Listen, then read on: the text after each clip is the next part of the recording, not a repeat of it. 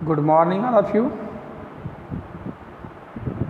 मैं अवनीश कुमार सिंह एक बार फिर से आप लोगों के सामने कक्षा 9 का हिंदी कृतिका भाग 1 का माटी वाली चैप्टर लेकर के उपस्थित हुआ हूँ।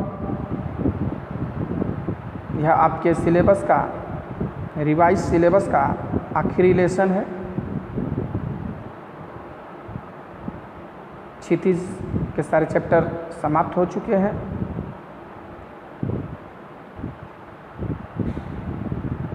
विद्यासागर नौटियाल की लिखी हुई यह कहानी माटी वाली, जिसके लेखक विद्यासागर नौटियाल की जीवन परिचय के बारे में पहले हम लोग थोड़ा सा जान लें। विद्यासागर नौटियाल, जिनका जन्म 29 सितंबर सन 1933 यानी 29 सितंबर 1933 में उत्तराखंड के टिहरी गढ़वाल जिले के माली देवल नामक एक संपन्न परिवार में हुआ था। इनके पिताजी फॉरेस्ट ऑफिसर थे, लेकिन पास में स्कूल न होने के कारण प्रारंभिक शिक्षा घरों पर ही हुआ। बाद में इलाहाबाद विश्वविद्यालय और काशी से इनकी उच्च शिक्षा हुई।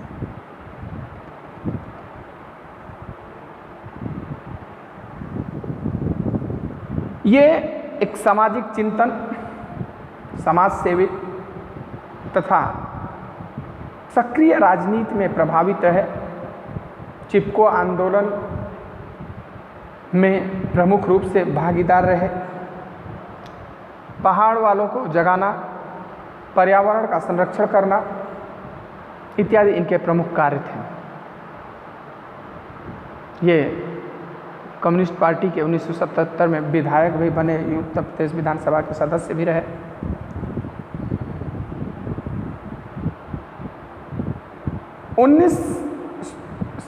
एटीन फरवरी 2012 में इनका निधन हुआ। इनकी जो प्रमुख रचनाएं रही, उलझे रिश्ते, भीम अकेला, सूरज सबका है, उत्तर बायां है, झुंड से बिछड़ा, यमुना के बाकी बेटे, सुच्ची डोर, टिहरी की कहानियाँ और मोहन गाता जाएगा, ये आत्मकथा है। मोहन गाता जाएगा एक आत्मकथा लिखा है इन्होंने अपने ही बारे में।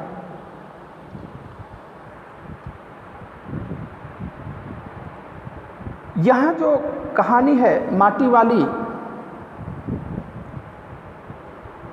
इसमें विस्थापितों की समस्या का इन्होंने वर्णन किया है। विस्थापन मीन्स आप लोग जानते हैं, विस्थापन का मतलब कि व्यक्ति को एक स्थान से उठा करके दूसरे स्थान पर बसा देना। जब कोई सरकारी प्रोजेक्ट, गवर्नमेंट प्रोजेक्ट किसी एरिया में लगता है, जैसे हाईवे बन रहा है, तो बहुत से लोग इसमें विस्थापित हुए हैं। हाईवे बनना, पुल बनना, नहर बनना या बड़ी फैक्ट्री इत्यादि बनना, तो उस जगह के बीच में अगर किसी का मकान या जमीन पड़ता है, तो सरकार उसके बदले उन्हें या तो कहीं ज़मीन दे देती है या तो उसका पैसा उन्हें दे देती है। ले जा करके आप अपने मन से जहाँ चाहे वहाँ खरीद करके बनाइए। तो इसे कहते हैं विस्थापन। मतलब एक स्थान से दूसरे स्थान पर जा करके बस जाना, शिफ्ट हो जाना। तो विस्थापन चलिए एक स्थान से दूसरे स्थान तक शिफ्ट हो जाना, लेकिन कितनी समस्याएं होती हैं विस्थापन में, स्पेशली उनके लिए जिनके पास अपनी कोई जगह ज़मीन नहीं है, वो दूसरे के ज़मीन में भाड़े किराए पर या किसी तरह वैसे ही उनके कृतज्ञता पर वहाँ रहते हैं और विस्थापन के समय उन्हें हटा दिया जाता है, उनको कुछ दिया भी नहीं जाता है। या जिनकी दुकान वगैरह है, मान लीजिए कि हमारी नंदगंज एरिया में दुकान चल रही है, नंदगंज एरिया का पूरा मार्केट ख़त्म कर दिया गया, अब यहाँ से हमको विस्थापित कर दिया गया, हमें कहीं दूसरी जगह भेज दिया गया, तो हमारा जो बिजनेस यहाँ पे चल रहा था, अब उस बिजनेस को फिर वहाँ सेटल करने में हमें समय लगेगा ना, काफ़ी दिक्कत आएगी। हमारे यहाँ कस्टमर बने हुए थे, हमारा एरिया बना हुआ था, हमें अब कुछ करना नहीं था, बैठे बैठे हमारा अब इनकम हो रहा था, लेकिन अब हम इस बिजनेस को कहीं ले जा करके दूसरे शहर में सेट करना चाहें, अब हमें वहाँ पे कस्टमर बनाने पड़ेंगे, फिर से हमें अपना बिजनेस स्टार्ट करना पड़ेगा। पैसा तो है, लेकिन बिजनेस को स्टार्ट करने के लिए जन समुदाय चाहिए, तो उसकी समस्या, यानी कि विस्थापन की जो प्रक्रिया में समस्या सबको होती है, चाहे वो सेटल आदमी हो या अनसेटल हो। जो अनसेटल होता है, वो जिसके पास अपनी कोई जगह ज़मीन नहीं होती, उस बेचारे को तो बहुत समस्या, बहुत बड़ी समस्या होती है। उसी का वर्णन यहाँ पर कवि ने किया है इस चैप्टर में, माटी वाली के नाम से। तो लिख रहा है कि शहर के सेमल का तप्पड़ मोहल्ले की ओर बने आखिरी घर की खोली में, ये चूंकि पहाड़ से संबंधित है, टिहरी गढ़वाल के हैं, तो उसी टिहरी गढ़वाल की कहानी को इन्होंने लिखा है। टिहरी गढ़वाल का एक शहर में मोहल्ला सेमल का तप्पड़, उसका नाम है सेमल का तप्पड़। जैसे नंदगंज है तो नंदगंज में तमाम है, चौचकपुर मोड़ है, पारस गली है, और कौन गली है, ये गांधी कटरा है, ये है सादियाबाद मोड़ है, सौरभ मोड़ है, तो इस प्रकार से नाम है। तो उस मोहल्ले का भी नाम था सेमल का तप्पड़, और उस मोहल्ले के और बने आखिरी घर की खोली में पहुंचकर उसने दोनों हाथों की मदद से अपने सिर पर धरा बोझा नीचे उतारा।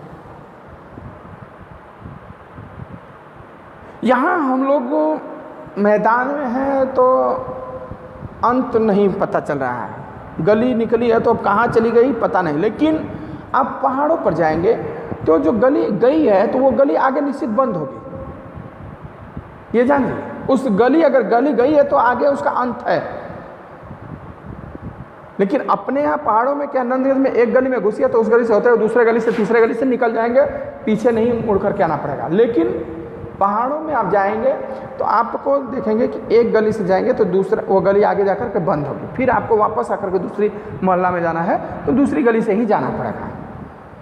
तो उस गली के अंतिम घर के पास पहुंची और अपने सर पर वो कुछ वजन रखी हुई थी, बोझ रखी हुई थी, बोझा मीन्स गट्ठर, वजन, उसको नीचे उतार करके दोनों हाथों की मदद से नीचे उतारा। वो बोझा क्या था? वह बोझा था मिट्टी से भरा एक कंटर। कंटर मीन्स कनस्तर, कनस्तर मीन्स टीना जो होता है, ये जो आता है डालडे वाला, रिफाइन वाला जो टीना 15 लीटर का, 15 लीटर का जो टीन वाला टीना आता है, ये प्लास्टिक वाला डब्बा नहीं, टीन वाला टीना। पहले इसी में चलता था, डालडा वगैरह रिफाइन वगैरह, प्लास्टिक उसमें नहीं आता था पैकिंग में, वो टीन में ही आता था। डालडा आता था, रिफाइन तो पहले होता ही नहीं था, डालडा आता था, गगन झूला इत्यादि के नाम से डालडा। तो वो टीन जिसमें मट्टी भरा हुआ था, गीली मट्टी, वो उतार करके रखी, माटी वाली, जिसको लोग माटी वाली ही कहते थे। उसका असली नाम क्या था ये किसी को पता नहीं था, लेखक ने भी उसका यहाँ पे जिक्र नहीं किया।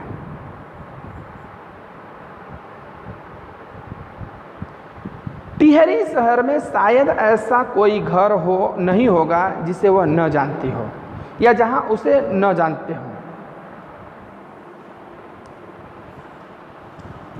कह रहे हैं कि टिहरी शहर में शायद ही कोई ऐसा घर होगा जिस घर को वो न जानती हो। कोई ऐसा घर नहीं होगा जिसे वो नहीं जानती हो, या उस घर के लोग उसे न जानते हों। घर के कुल निवासी जितने भी घर के सदस्य हैं सभी लोग उसे जानते हैं। वर्षों से वहां रहते आ रहे किराएदार, जो किराएदार रह रहे हैं बहुत दिनों से, वो भी, उनके बच्चे तलक सब लोग जानते हैं। क्यों? क्योंकि घर घर में लाल मिट्टी देते रहने के उस काम को करने वाली वह अकेली है। उसका कोई प्रतिद्वंदी नहीं है, प्रतिद्वंदी कंपटीटर। नहीं होता है कि मार्केट में 2 दुकान खोल गई तो कंपटीटर हो गए, दोनों एक दूसरे के, दोनों होड़ में सामान बेच रहे हैं। तो वहाँ कोई वैसा कंपटीटर उसका नहीं था। वो अकेले थे जो पूरे टिहरी शहर के घरों घरों में जा करके लाल मिट्टी टिहरी नदी से ला करके देती थी। अब लाल मिट्टी का जरूरत क्या था? अभी भी गांव में जिनके घर लकड़ी से चूल्हे पर खाना बनता होगा तो देखते होंगे कि घर में सुबह सुबह चूल्हे की लिपाई होती है, पानी और मिट्टी से चूल्हे की लिपाई होती है, पानी और मिट्टी से।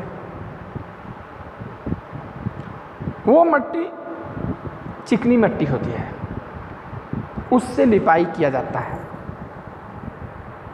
पूरे चूल्हे को और पूरे रसोई घर को, यानी किचन को। इनका कच्चा मकान है। अब तो गैस सिलेंडर हो गया, चूल्हा हो गया, फर्श हो गया, तो बस उस पर पोछा लग जाता है, पोछ देते हैं, धो देते हैं, साफ कर देते हैं।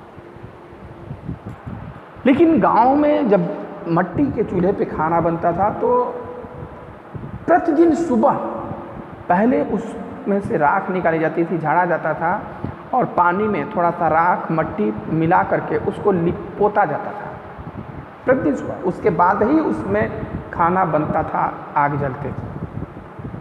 और ये सबका एकदम फिक्स था काम। बगैर चूल्हा को लिपे आग नहीं जलाई जा सकती, उसमें नहीं जलती थी।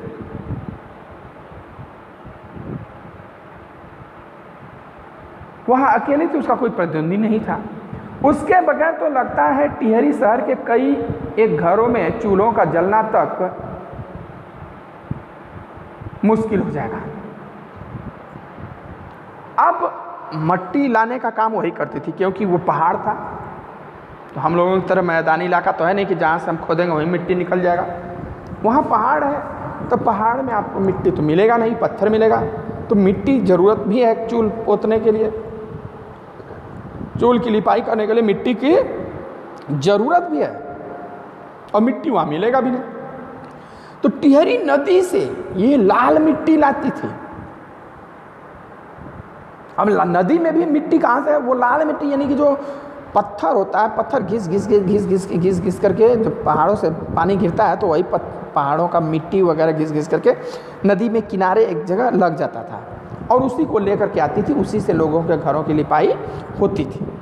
वो सबके घरों में वही मिट्टी देती थी, उसके बदले उसको कुछ रोटी वगैरह या कुछ पैसे वगैरह या कुछ इस प्रकार से लोग दे देते थे।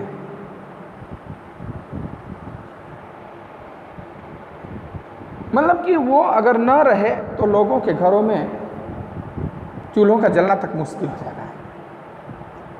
वह न रहे तो लोगों के सामने रसोई और भोजन कर लेने के बाद अपने चूल्हे चौके की लिपाई करने की समस्या पैदा हो जाएगी। लोग ये सोचते हैं कि अगर वो न रहे तो हम लोगों का कैसे काम चलेगा, कैसे चूल्हे चौके की लिपाई होगी, और चूल्हे चौके की लिपाई नहीं होगी तो भोजन कैसे बनेगा, आग जलाएंगे नहीं उसमें हम। भोजन जुटाने और खाने की तरह रोज की एक समस्या है लाल मिट्टी की।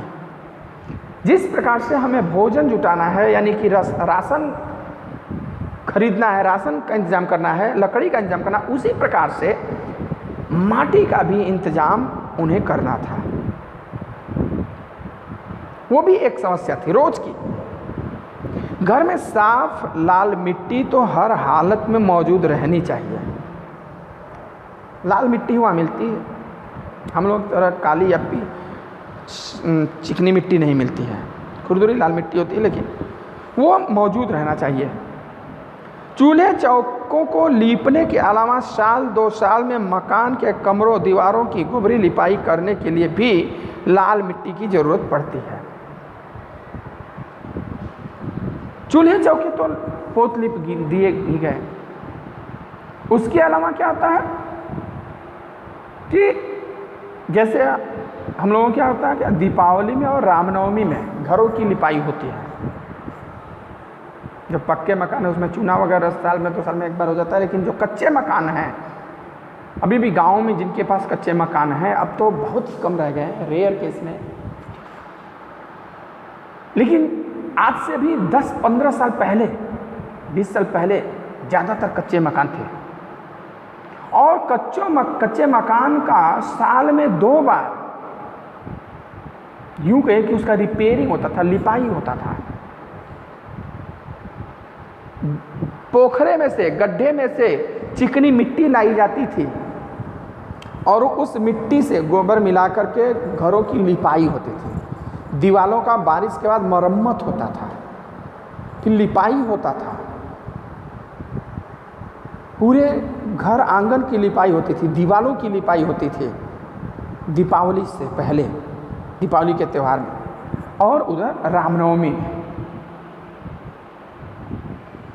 तो वहाँ भी भाई साल 2 साल नहीं, हर साल मिट्टी की कमी है तो साल 2 साल में कम से कम एक बार तो लिपाई होनी ही चाहिए, जिसके लिए मिट्टी की ज़रूरत पड़ती थी।